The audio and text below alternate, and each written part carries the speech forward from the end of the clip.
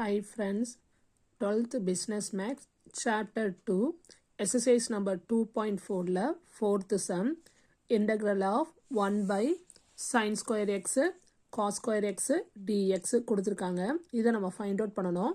இன்னொன்று hintன்னு சொல்லி கொடுத்திருக்காங்க. sin square x plus cos square x ஓட வேல்யூ என்னது equal to 1. இதை யூஸ் பண்ணி நம்ம என்ன பண்ண போறோம், இதை சால்வ் பண்ண போறோம். அப்போ integral of 1 by sin square x cos square x dx equal to 1க்கு பதிலாக வேல்யூ என்ன சப்ஸ்டியூட் பண்ணலாம், அந்த கொடுத்துருக்காங்களா sin square x plus cos square x equal to value என்னது 1. அப்போ 1க்கு பதிலாக அந்த வேல்யூவை சப்ஸ்டியூட் பண்ணலாம். அப்போ என்னது integral of sin square x plus cos square x divided by sin square x cos square x into dx. இப்போ கீழே நமக்கு டிவைடில் இருக்குது, மேலே அடிஷன் ஃபார்மில் இருக்குது. அப்போ இதை தனித்தனியாக செப்பரேட்டாக ரைட் பண்ணலாமா? அப்போ integral of sin square x divided by sin square x cos square x plus cos square x divided by sin square x into cos square x dx தனித்தனியாக செப்பரேட் பண்ணிட்டோம். இப்போ integral of இந்த sin square xும் இந்த sin square xும் cancel ஆயிரும். அப்போ மேலே என்ன இருக்கும் நம்மளுக்கு 1 by cos square x plus அதே மாதிரி இந்த cos square xும் இந்த cos square xும் என்ன ஆயிரும், கேன்சல் ஆயிரும். அப்போ மேலே பேலன்ஸ் என்ன இருக்கும், 1 by sin square x dx.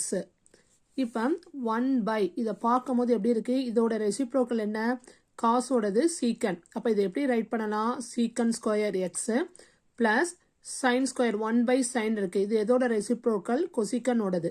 அப்போ சைன் ஸ்கொயர்னால இங்கே என்ன வரும், கொசிக்கன் ஸ்கொயர் எக்ஸ் டிஎக்ஸ். இப்போ நம்மளுக்கு இதுக்கு ஃபார்முலா தெரியும். இன்டெக்ரல் ஆஃப் சைன் ஸ்கொயர் எக்ஸ்க்கு ஃபார்முலா என்னன்னா tan x. அப்போ இன்டெக்ரல் ஆஃப் சீக்கன் ஸ்கொயர் எக்ஸ்க்கு என்ன ஃபார்முலா, tan x. அப்போ tan x ரைட் பண்ணியாச்சு. அடுத்தது இங்கே ப்ளஸ் இருக்குது, ப்ளஸ் போடுவோம். இப்போ இன்டெக்ரல் ஆஃப் கொசிக்கன் ஸ்கொயர் எக்ஸ்க்கு ஃபார்முலா என்னன்னா மைனஸ் காட் எக்ஸ். அப்போ இந்த ப்ளஸ் என்ன மாறிடும், மைனஸ். அப்போ minus cot x plus C. அப்போ இன்டெக்ரல் ஆஃப் சீக்கன் ஸ்கொயர் எக்ஸ்க்கு ஃபார்முலா tan x.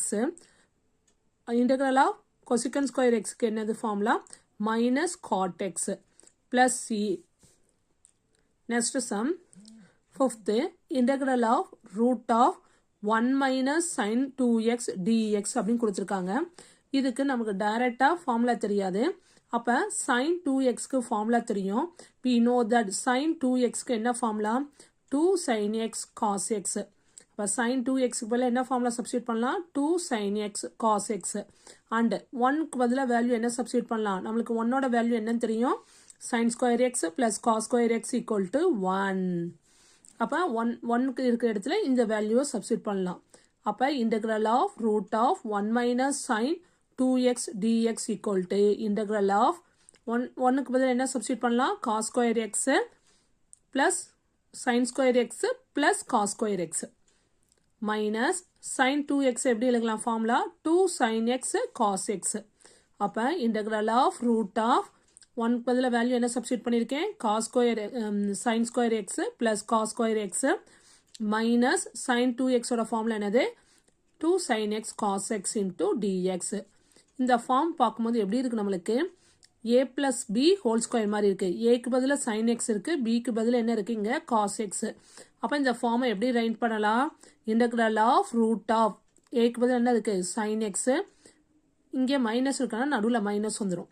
அப்போ sin x minus cos x whole square. அப்போ இதை எக்ஸ்பிளைன் பண்ணிங்களா இந்த டேர்ம் கிடைக்கும். அப்போ இந்த ஸ்கொயரும் இந்த ரூட் என்ன ஆயிரும், நம்மளுக்கு கேன்சல் ஆயிரும்.